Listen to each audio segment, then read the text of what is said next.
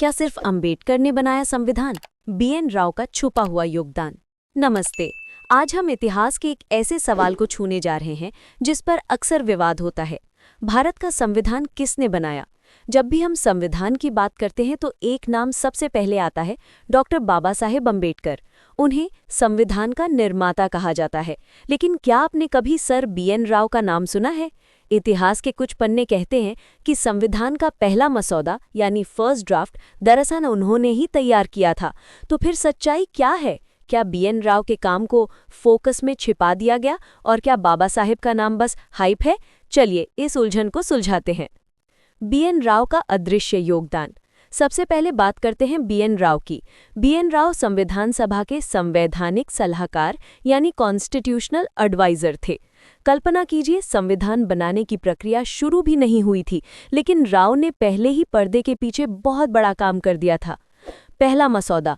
उन्होंने ही दुनिया के करीब 60 से अधिक देशों के संविधानों का अध्ययन किया और उनके आधार पर संविधान का एक शुरुआती 1947 का मसौदा तैयार किया।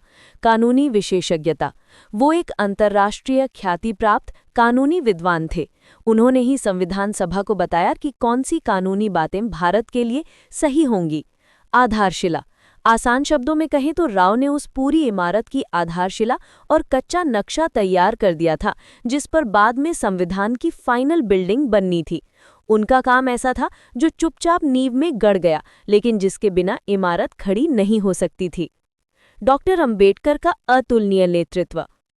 अब आते हैं डॉक्टर अंबेडकर पर, जिन्हें संविधान का जनक कहा जाता है।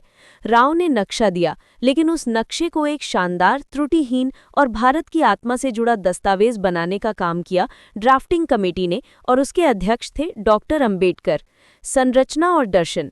बाबा साहेब ने कच्चे मसौदे को लिया और उसे भारतीय समाज के अनुरूप नया रूप, नई संरचना और एक गहरा सामाजिक दर्शन दिया। उन्होंने ये सुनिश्चित किया कि संविधान सिर्फ कानून न हो, बल्कि सामाजिक क्रांति का दस्तावेज हो। बहसों का नेतृत्व। संविधान सभा में हर क्लॉज पर तीखी बहसें हुई। 100 से ज्यादा दिन तक चली इन बहसों में डॉक्टर अंबेडकर ने 300 से अधिक संशोधन पेश किए और हर छोटे बड़े सवाल का कानूनी और तार्किक जवाब दिया। चुनौतीपूर्ण काम। राव का काम ज्ञान पर आधारित था, लेकिन अंबेडकर का काम नैतिक साहस, राजनीतिक सूझबूझ और सामाजिक प्रतिबद्धता पर आधारित था। उन्होंने ये सुनिश्चित किया कि न्याय, समानता और छुआछूत का अंत ये सिर्फ शब्द न रहें, बल्कि कानूनी रूप से लागू हों। निष्कर्ष। दोनों का योगदान, दोनों की जरूरत। तो क्या डॉक्टर अंबेडकर का नाम सिर्फ हाइप है? जवाब है बिल्कुल नहीं। बीएन राव ने सामग्री यानी रॉ मटेरियल और शुरुआती आइडिया दिया। डॉक्टर अंबेडकर ने उस सामग्री को लेकर उसे अंतिम रूप यानी फाइनल प्रोडक्ट दिया, उसमें आत्मा फूंकी और उसे दुनिया के सामने पूरी ताकत से डिफेंड किया। दोनों का काम अलग अलग पर उतना ही महत्वपूर्ण था। जिस तरह किसी सुपरहिट फिल्म के लिए स्क्रिप्ट राइटर यानी बीएन राव और डायरेक्टर यानी डॉक्टर अंबेडकर दोनों जरूरी होते हैं, वैसे ही संविधान के लिए इन दोनों दिग्गजों का योगदान जरूरी था। डॉक्टर अंबेडकर को जनक इसलिए कहा जाता है क्योंकि उन्होंने इस जटिल और विरोधाभासी दस्तावेज को अपने अद्वितीय नेतृत्व, ज्ञान और सामाजिक न्याय की भावना से पूरा किया। अंतिम संदेश। संविधान किसी एक व्यक्ति का नहीं, बल्कि सैकड़ों विद्वानों के सामूहिक प्रयास का नतीजा है।